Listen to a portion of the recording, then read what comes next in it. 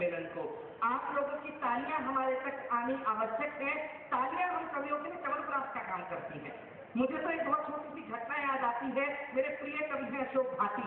मैंने उनसे मुझसे सुना कि कृष्ण जब बाल्यावस्था में थे तब उन्होंने ये देखा कि क्या कारण है, मैं जब जब माखन खाने जाता हूँ, माखन चुराने जाता हूँ, माँ यशोदा को पता चल जाता है और वो आकर के मुझे पकड़ती है, मुझे दंडित करती है। उन्होंने पूरी की पूरी घटना का सर्वेक्षण किया और ये जाना कि माँ ने चतुराईवश कुछ घंटियां और छीके से बांध दी है, जिस छीके में मक्खन की मट्टी रखी जाती थी। कृष्ण जब जब जाते थे वो छीका हिलता था, मटकी हिलती थी, घंटियां हिलती थी, जिनका स्वर माँ के कानों में जाता और माँ आकर के कान्हा को पकड़ करके दंडित करती। कृष्ण तमाम घंटियों के सम्मुख गए और ये कहा कि मैं 3 लोक के नाथ भगवान मेलीनाथ का चचेरा भाई स्वयं कृष्ण तुमको ये आदेश देता हूं कि जब मैं माखन चुराने आऊं तब तुम बजना मत। आश्चर्य की बात मित्रों ये थी कि उन घंटियों ने मौन धारण कर लिया। कृष्ण अपने तमाम बाल सखाओं के साथ उस कमरे में प्रविष्ट हुए। एक तीव्र हवा का झोंका आया, छीका हिला, मटकी हिली, घंटियां हिली, लेकिन कोई स्वर उत्पन्न नहीं हुआ। कृष्ण ने अपने मित्रों की पैर बनाई, स्वयं ऊपर करके अपना स्पर्श किया, लेकिन घंटियां नहीं बोली। कृष्ण ने मटकी का मर्दन किया, चारों तरफ छिटक कर फैल गया माखन, लेकिन कोई स्वर उत्पन्न नहीं हुआ। अंत में कृष्ण ने माखन उठाया और अपने अधरों से लगाया। अधरों से माखन का लगना था कि घंटियां जोर जोर से बजने लगी। माँ यशोदा के कानों में घंटियों के स्वर गए तो कक्ष का दृश्य बदल गया। एक खंबे से कान्हा को बांध दिया गया। कान्हा प्रश्नवाचक मुद्रा में आए, उन घंटियों की ओर निहारते हुए बोले, मैंने तुम्हें मना किया था, तुम बजना मत, तुम क्यों बजी? तब बड़ी विनम्रता के साथ उन घंटियों ने उत्तर दिया कि नाथ, आपके आदेश की अवहेलना करें ऐसा हम घंटियों के वश में कहा। आप इस कमरे में प्रविष्ट हुए, एक तीव्र हवा का झोंका आया, मेरे बदन को छुआ, मैं बजना चाहती थी, मैं नहीं बजी। आपने आकर के अपना स्पर्श मुझे दिया, मैं बोलना चाहती थी, मैं नहीं बोली। आपने मटकी तोड़ी, मेरा अंतस तक कांप गया, लेकिन मैंने मेरे होठ नहीं खोले। लेकिन नाथ, जब 3 लोग का नाथ स्वयं भोग लगाए तो ऐसे कैसे हो सकता है मैं मौन धारण कर लूं? आपके सम्मान में बजना था, मैं इसलिए बजी।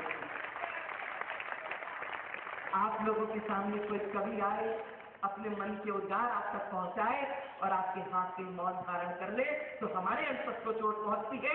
एक बार इस सदन में जितने भी लोग हैं अपने दोनों हाथ उठा करके हम लोगों को आदेश दे कि हम लोग कवि सम्मेलन का आरंभ कर सके, इसका आगाज कर सके, एक नई इबारत आपके इस जबलपुर में हम लोग लिख सके। मैं प्रथम कवि को आमंत्रण देना चाहता हूँ। हालांकि जो परंपरा है वो ये है कि पहला कवि हास्य का होता है। मैं उस परंपरा को थोड़ा सा परिवर्तन करना चाहता हूँ, थोड़ा सा चेंज चाहता हूँ और मैं चाहता हूँ कि जिस तरीके से माँ भारती की वंदना, माँ सरस्वती की आराधना हमारे दोनों कवित्रों ने की है, उसी तरीके से माँ भारती के पावन पुनीत चरणों में चंदन लगाने के लिए एक ओजस्वी रचनाकार आप लोगों के मध्य आए।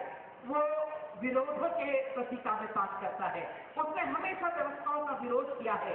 क्रांतिधरा मेरठ से सुल्तान सिंह सुल्तान हमारे बीच होते हैं। मुझे किसी कवि की 2 पंक्तियां याद आती है। वर्तमान राजनीति आप लोग देखिएगा और लगे कि ये 2 पंक्तियां उसके लिए सही है तो एक एक व्यक्ति के हाथ उठे और तालियों के रूप में परिवर्तित होकर सुल्तान को आमंत्रण दे कि लाल और नीली बत्ती के जिन कारों पर हंडे हैं, लाल लाल लाल और नीली बत्ती के जिन तारों पर हंडे हैं, गौर से देखो उनमें बैठे लोग अधिकतर गुंडे हैं। गौर से देखो उनमें बैठे लोग अधिकतर गुंडे हैं। मैं आमंत्रण देता हूँ सुल्तान आए और आप तक अपनी बात पहुंचाए। क्रांतिधरा मेरठ का जबलपुर वासियों को प्यार भरा प्रणाम। ये मंच के दोनों तरफ जो गाड़ियां खड़ी हैं, आयोजन मंडल चाहता है कि उन गाड़ियों को उठवा लिया जाए।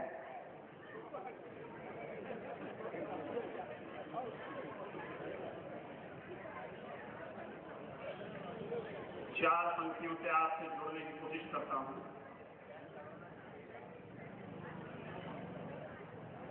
शारदा ने जो बख्शा वो वरदान हूं, शारदा ने जो बख्शा वो वरदान हूं, गीत गज़लों से वाणी से धनवान हूं,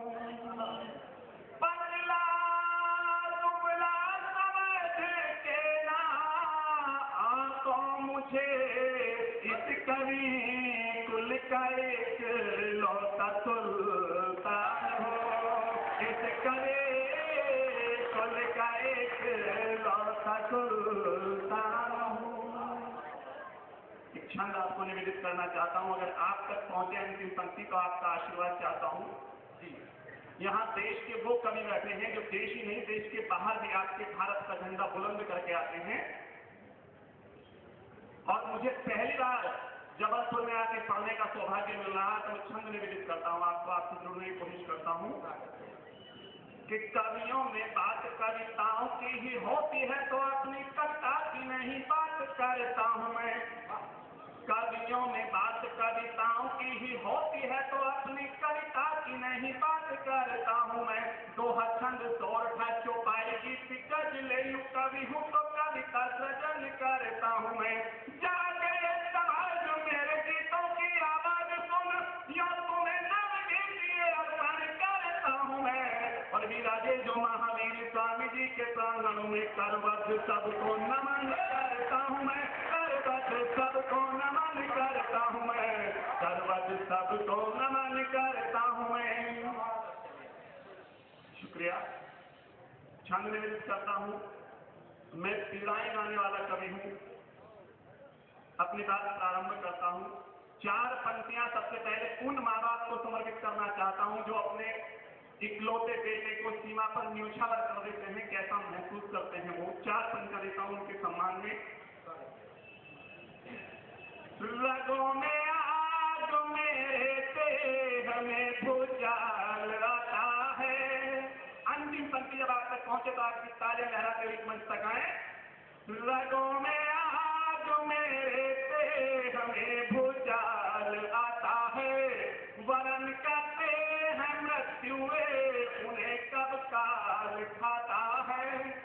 उन्हीं के जानते माँ बाप क्या दिल पर गुजरती है, उन्हीं के जानते माँ बाप क्या दिल पर गुजरती है। तिरंगे में लिपट कर जब किसी का लाल आता है, तिरंगे में लिपट कर जब किसी का लाल आता है। जुड़ता हूं साहब से। अभी देश में कुछ दिनों पहले 2 जवानों के शीश विहीन शव लौटे। देश के मुखिया ने कुछ नहीं कहा, कोई टिप्पणी नहीं, कोई बात नहीं कही। उसके बाद फिर 5 जवानों के शव आए, तब भी कोई टिप्पणी नहीं हुई। मैं एक छंद पढ़ना चाहता हूं सर, आप तक पहुंचे तो आपका आशीर्वाद मांगता हूं कि 5-5 जवानों के शव जहां लौटते हो, कौन सा मनुष्य जिसका खून नहीं खौलता। 5-5 जवानों के शव जहां लौटते हो, कौन सा मनुष्य जिसका खून नहीं खौलता। उस पे पड़ोसी शत्रु औरत देहाती कहे, देश के प्रधान का कलेजा नहीं छोड़ता। बार बार सीमा पर गोलियां चलाए शत्रु, बार बार सीमा पर गोलियां चलाए शत्रु, कुर्सी से चिपका है कुछ नहीं तोलता। और तालियां उसके साथ के बार बार सीमा पर गोलियां चलाए शत्रु, कुर्सी से चिपका है कुछ नहीं तोलता। शेरों का शिकार कुत्ते कर रहे सीमा पार, कैसा सिंह है ये देखो, कैसा सिंह है ये देखो, हल्ला नहीं बोलता, कैसा सिंह है ये देखो, हल्ला नहीं बोलता। छंद पढ़ना चाहता हूं साहब। अभी घटना घटी मेरे मेरठ में। कश्मीरी कुछ छात्रों ने भारत पाकिस्तान के मैच के बाद पाकिस्तान जिंदाबाद के नारे लगाए। मुझे इस बात से कोई ऐतराज नहीं कि पाकिस्तान जिंदाबाद के नारे क्यों लगाए ना, क्योंकि मैं कौमी एकता की सबसे बड़ी मिसाल इस मंच पर खड़ा हूं। मैं हिंदू हूं लेकिन मैं सुल्तान हूं, मेरा नाम सुल्तान है, मैं हिंदू हूं, मैं कौमी एकता की सबसे बड़ी मिसाल खड़ा हूं यहां। और ये कहना चाहता हूं कि अगर ये गलती पाकिस्तान में किसी ने की होती तो क्या देशद्रोह में पाकिस्तान उसे फांसी पर नहीं लटका देता। मैं छंद पढ़ना चाहता हूं सर। और अगर मेरी बात सच्ची लगे, अच्छी लगे तो आपका समर्थन मांगता हूं कि राष्ट्र के लिए न राष्ट्र प्रेम जिनके दिलों में, राष्ट्रद्रोहियों में उनके भी नाम लिखिए। राष्ट्र के लिए न राष्ट्र प्रेम जिनके दिलों में, राष्ट्रद्रोहियों में उनके भी नाम लिखिए। हिंदू मुस्लिम होवे सिख या ईसाई, कोई राष्ट्रद्रोहियों का पुख्ता इंतजाम लिखिए।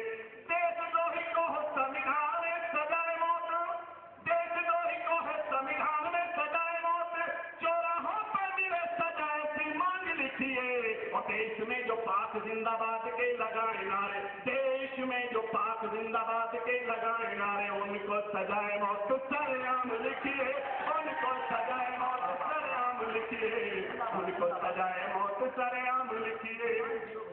और छंद पढ़ना चाहता हूं उनके लिए जो ससम्मान उन विद्यार्थियों को दिल्ली तक छोड़कर आए, मेरे प्रशासनिक अधिकारी दिल्ली तक छोड़कर आए कि जाइए भैया कश्मीर सुरक्षित पहुंच जाइए। मैं छंद पढ़ना चाहता हूं। मैंने जिस तड़वाहट के साथ लिखा है, जिस नुकीली कलम से लिखा है, वो नुकीली कलम अगर आपके हृदय पर, आपके दिल पर कहीं दस्तक दे तो आपका समर्थन मांगता हूं कि गूंगे अंधे बहरे हैं गांधी जी के बंदर, ये वर्दीधारियों ने भी ईमान बेच रखा है। गूंगे अंधे बहरे हैं गांधी जी के बंदर, ये वर्दीधारियों ने भी ईमान बेच रखा है। देशद्रोह जैसे जुर्म पर भी रहे ये मौन बेचा है, जमीर संविधान बेच रखा है। और पैसे के लालची इन कुत्तों की ना पूछिएगा, पैसे के लालची इन कुत्तों की ना पूछिएगा, धिक्कार भारतीय कमान बेच रखा है। कामयाब उठे साथ के पैसे के लालची इन कुत्तों की ना पूछिएगा, धिक्कार भारतीय कमान बेच रखा है।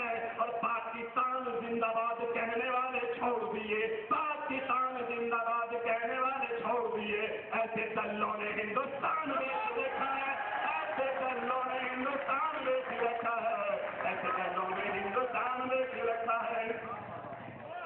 देश को कैसे नेता की आवश्यकता है? शुक्रिया साहब, मैं फिर से पढ़ता हूँ। वंशमोर के चक्कर में तैयार हो गए हम लोग। चलिए, आपका प्यार मिल रहा है, फिर से पढ़ देता हूँ कि गूंगे अंधे बहरे हैं गांधी जी के बंदर, ये वर्दीधारियों ने भी ईमान बेच रखा है। गूंगे अंधे बहरे हैं गांधी जी के बंदर, ये वर्दीधारियों ने भी ईमान बेच रखा है। देशद्रोह जैसे जुर्म पर भी रहे ये मौन बेचा है, जमीर संविधान बेच रखा है। पैसे के लालची कुत्तों की न पूछिएगा, भारतीय कमान बेच रखा है। और पाकिस्तान जिंदाबाद कहने वाले छोड़ दिए, पाकिस्तान जिंदाबाद कहने वाले छोड़ दिए, पाकिस्तान जिंदाबाद कहने वाले छोड़ दिए। ऐसे कल्लों ने हिंदुस्तान बेच रखा है, ऐसे कल्लों ने हिंदुस्तान बेच रखा है। देश को आज जिस नेता की आवश्यकता है, जैसे नेता की आवश्यकता है, मैं वो नाम लेना चाहता हूं। वो एक नाम है सरदार वल्लभ भाई पटेल, जिसने खंड खंड भारत को, जिसने टुकड़े हुए भारत को समेट कर एक हिंदुस्तान का रूप दे दिया। वो नाम है नेताजी सुभाष चंद्र बोस। हम लोग चाहते हैं कि हमें आजादी मिले, परंतु भगत सिंह पड़ोसी के घर में पैदा होना चाहिए, बलिदान नहीं देना पड़ना चाहिए। मैं खंड पढ़ता हूं साहब।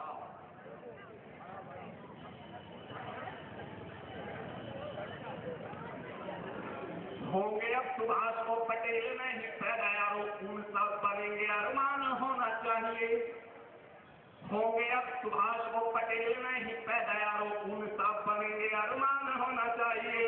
हिंदू हिंदुस्तान के लिए जो युद्ध लड़े, शेखर भगत सा जवान होना चाहिए। शेर एक दिल बीच बैठ के दहाड़ता है, शेर एक दिल बीच बैठ के दहाड़ता है, सबके दिलों में हिंदुस्तान होना चाहिए। शेर एक दिल बीच बैठ के दहाड़ता है, सबके दिलों में हिंदुस्तान होना चाहिए। और संसद में कायरों की फौज है इकट्ठा यारो, संसद में कायरों की फौज है इकट्ठा यारो। देश का पटेल का सुल्तान होना चाहिए, देश का पटेल का सुल्तान होना चाहिए, देश का पटेल का सुल्तान होना चाहिए। जबलपुर के तमाम युवाओं की ओर से छंद पढ़ना चाहता हूं। कारगिल युद्ध के समय कश्मीर में एक जगह है लाल चौक। लाल चौक पर तिरंगा झंडा जला दिया गया। पीड़ा हुई। देश के तमाम बच्चों की ओर से, देश के तमाम युवाओं की ओर से मैंने छंद लिखा। मैं छंद आपको सौंपना चाहता हूं। रहे सदा सीमा पर प्रहरी वीर जागते यूं, देश का अमन चैन नहीं मिट पाएगा। यहां अगर अशफाक उल्लाह खां हुए हैं तो यहां सरदार भगत सिंह भी हुए हैं।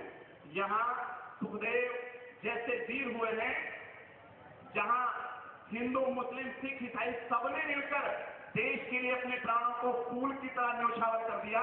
उस देश को गुलाम बनाने की जो कवायद चल रही कभी पूरी नहीं हो सकती जब तक कलम में ताकत और आपका सहयोग है। ये देश जिंदाबाद रहेगा। और छंद पढ़ना चाहता हूं साहब। रहे सदा सीमा पर